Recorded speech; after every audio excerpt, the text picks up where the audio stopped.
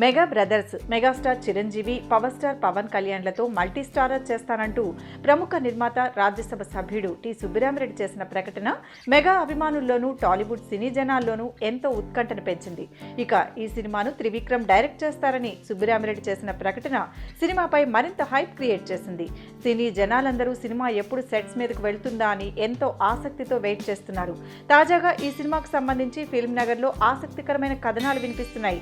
ఈ సినిమా కోసం హీరోలు, డైరెక్టర్ పారితోషికంపై ఫిల్మ్ నగర్ వర్గాల్లో చర్చ హాట్ టాపిక్ గా నిలిచింది. పవన్, చిరు, త్రివిక్రమ్ ముగ్గురికి కలిపి రెమ్యూనరేషనే 65 కోట్లని టాక్ వినిపిస్తోంది. ఇక వ్యక్తిగతంగా చిరంజీవి 25 కోట్లు, పవన్ కళ్యాణ్ 25 కోట్లు, త్రివిక్రమ్ 15 కోట్ల రెమ్యూనరేషన్ తీసుకుంటున్నట్లు తెలుస్తోంది.